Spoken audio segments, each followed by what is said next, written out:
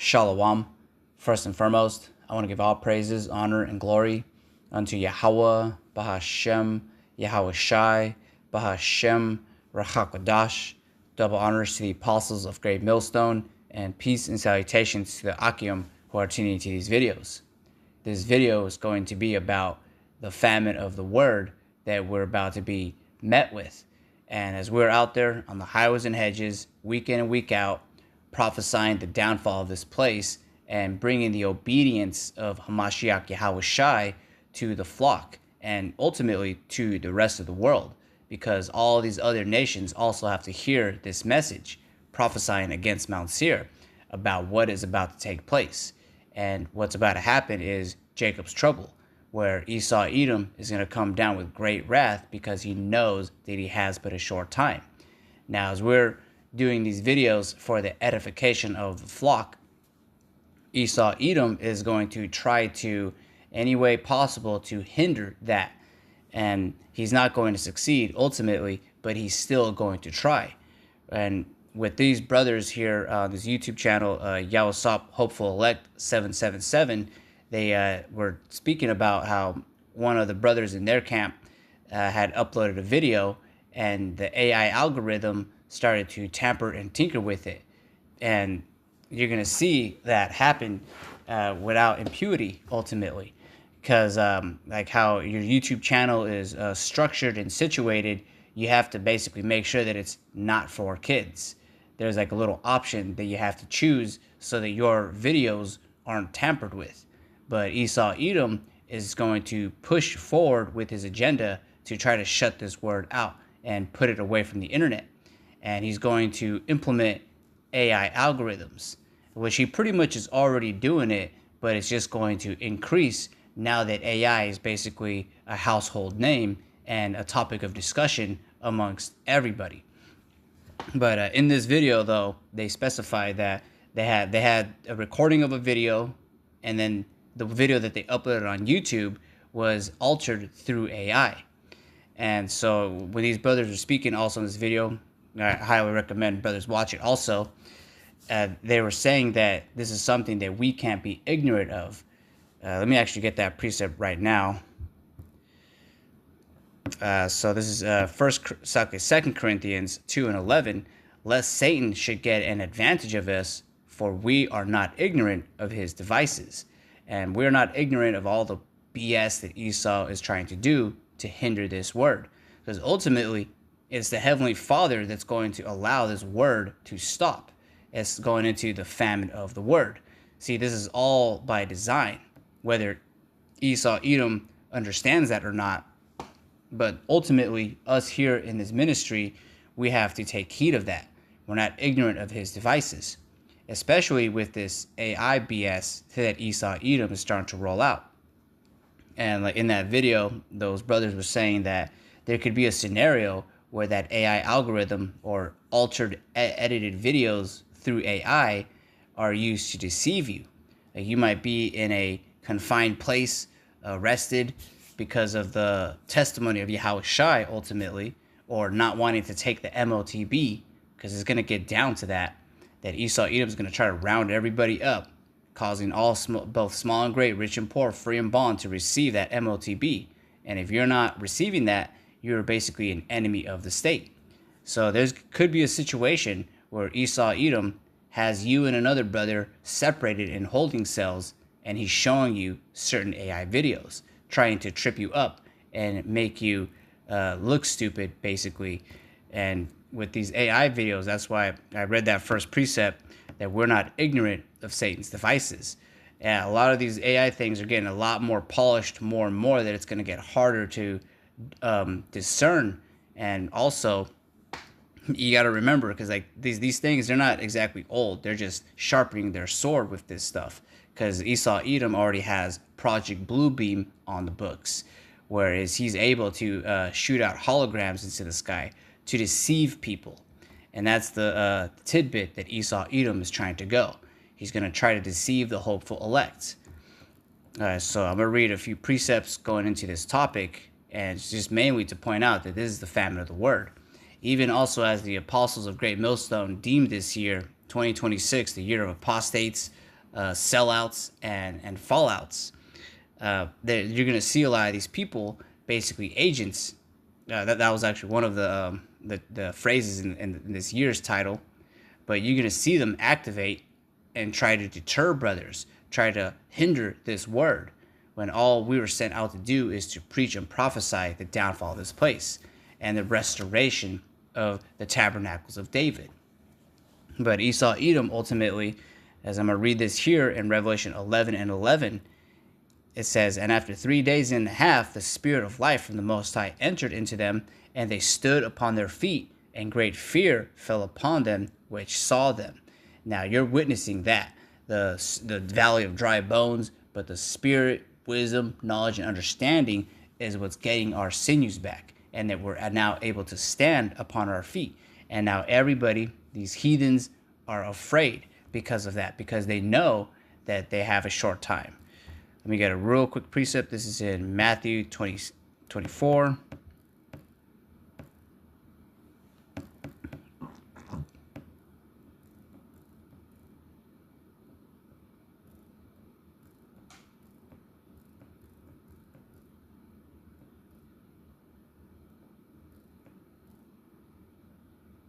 All right, so I'll start at verse 21. It says, "For then shall be great tribulation, such as was not since the beginning of the world to this time, no, nor ever shall be. And except those days should be shortened, there should no flesh be saved, but for the elect's sake, those days shall be shortened." And so that's what we're experiencing right now. Times are moving quicker for the elect's sake. You could pretty much see that the hopeful elect has already been sealed, and now we're just being built up in the spirit so that we're being made ready for the return of Yahushai. But Esau Edom, see on the left-hand side of things, he's preparing that also. He's getting ready for Yahushai's return. And if at possible, he's going to deceive the very elect. But he's not going to do that, because this is why we are honing our skills now. That's why we're warning the flock about all the wicked devices that Esau Edom has. And the main one that we're warning them about is the MOTB. And the fact that we're speaking these things is going to force Esau's hand to shut this thing down. However it's going to happen, it's all going to happen through the Spirit. And prophetically, we've been speaking about that. So I'm going to read some more precepts. This is in Revelation 12:12. It says, "Therefore rejoice, ye heavens, and ye that dwell in them. Woe to the inhabitants of the earth and of the sea, for the devil is come down unto you, having great wrath, because he knoweth that he hath but a short time."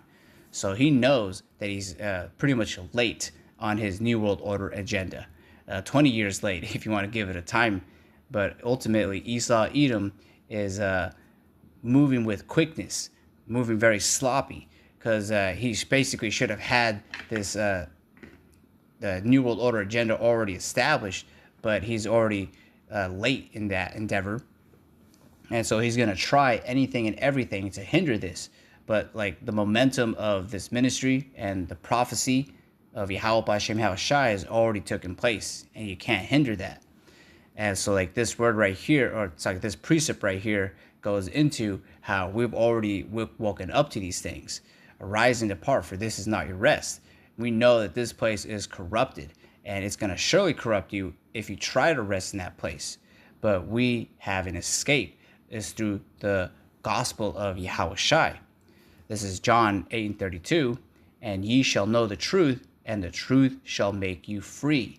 And so now we're not worried about the cares and the affairs of this world. We're not entangled by it. We're now soldiers of Yahweh B'Hashem Yahushai, spiritual soldiers.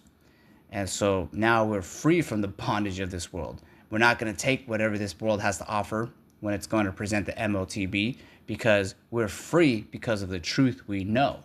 And that's why this truth is very important to get it right now. Let me get another precept before I go into Amos 8:11. Let me read this one in Isaiah 55:6. It says, "Seek ye the Lord Yahweh B'Hashem Yahushai while he may be found. Call ye upon him while he is near." And so that's what we're doing right now. Calling upon him while he is near. Because there's going to come a time where all of this leisure ability to get this truth is going to be stopped during the famine of the word, especially during Jacob's trouble. You're going to be having to worry about a lot of other things than to go into camp or even just going to work. It's going to be a whole different situation that's about to take place in this world. But I'm going to continue on. Verse 7, it says, "Let the wicked forsake his way, and the unrighteous man his thoughts, and let him return unto the Lord, and he will have mercy upon him, and to our power, for he will abundantly pardon." And so we're speaking about that grace. And this gospel, the good news, is what comforts us, because now we're free and we have an escape from these impending dooms. Another precept to that is in Baruch 4:28. "For as it was your mind to go astray from the Most High, so being returned, seek him 10 times more." And so that's basically the emphasis that we're speaking about. This other precept I got here is the book of Ecclesiasticus, also known as Sirach, chapter 5, verse 7. "Make no tarrying to turn to the Lord, and put not off from day to day." And that right there is emphasizing right now. We're not tarrying to turn to the Lord, because right now, this is with all that get understanding. The grace period that's been given to us so that we're able to endure in these last days. So like right now, this wisdom is given out freely. And so that's why it emphasizes it here. "Make no tarrying to turn to the Lord, and put not off from day to day." And continuing on, it says, "For suddenly shall the wrath of the Lord come forth, and in thy security thou shalt be destroyed and perish in the day of vengeance." And so like this is basically just to emphasize, like we're watchmen for Yahushai, and we're sounding the alarm and blowing the trumpet in Zion. And so you should take heed to this message right now, because if you don't, then the wrath of the Lord is going to come to you in the day of vengeance, and you're not going to make it. Because the only way you're going to make it through these trials and tribulations that we're all going to go through is having this wisdom, knowledge, and understanding. So let me see. Let me read. This is in 2 Corinthians 10:5. And as we're speaking these words, this is what's happening. And it says, so I'll start at verse 3. It says, "For though we walk in the flesh, we do not war after the flesh. For the weapons of our warfare are not carnal, but mighty through the Most High to the pulling down of strongholds." So like as I referenced in this video earlier, we're spiritual soldiers. We're not out here doing crazy stuff like how they're probably going to make AI videos of us do. We're just men, lowly men, going to the highways and hedges and prophesying the downfall of the society.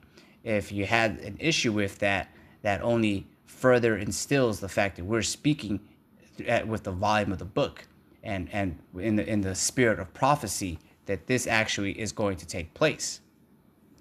And so from verse 4 again, it says, "For the weapons of our warfare are not carnal, but mighty through the Most High to the pulling down of strongholds." And so us just speaking this word and emphasizing these things and bringing up things, because we're not ignorant of Satan's devices. We're always speaking about the MOTB, the AI algorithms, the robots that they're making, the Internet of Things. See, we're not ignorant of all these things, but we're speaking against those things that it's going to start casting them down. The elect are going to hear these words, and they're going to be galvanized to follow along. And so in verse 5, it says, "Casting down imaginations and every high thing that exalted itself against the knowledge of the Most High, and bringing into captivity every thought to the obedience of Hamashiach." And this should apply to you in the sense that when you hear these words, you want to repent. You want to take heed to the warning that we're saying on the watchtowers. Because this right here, Amos 8:11, is going to take place pretty soon. You can see all the things that's happening as of recent, like the earthquake that happened here in the Bay Area. Had nothing to do with the power outage, mind you, but then the flood started to affect areas that there were still power outs. So it could go down in several ways, or more ways than just one. Like all of these situations at the same time could take place. And then on top of that, you have the World War III algorithm, which was happening over there in Venezuela. someone could retaliate and do an EMP explosion and start to take down the infrastructure of this place actually physically. But as we're speaking and prophesying these things, you should take heed that with all thy getting, get understanding. Seek the Lord now while he may be found, because there's going to come a time where this precept is going to take effect. So this is in Amos 8:11. Behold, the days come, saith the Lord, Yahweh B'Hashem Yahweh Shai power, that I will send a famine in the land. So this is basically like a plague. A famine is when there's no food out here, like there's a dearth, there's a drought, or something that's taking place that's causing the produce not to be fruitful. So it says, I will send a famine in the land, not a famine of bread, nor a thirst for water, but of hearing the words of the Lord, Yahweh B'Hashem Yahweh Shai. So this famine in particular is speaking about being able to hear the words of Yahweh B'Hashem Yahweh Shai. And right now, we could still hear the words, so we could still study. We could still fellowship with each other until that evil day comes. But like I always quote that, with all that getting, get understanding, because that wisdom, knowledge, and understanding is what's going to keep you stable in these last days. Let me get one more precept.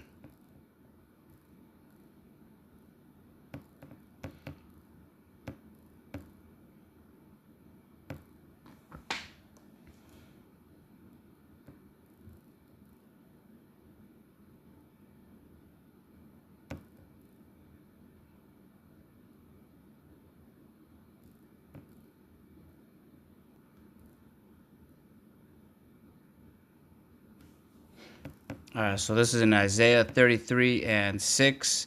Says, and wisdom and knowledge shall be the stability of thy times, and strength of salvation.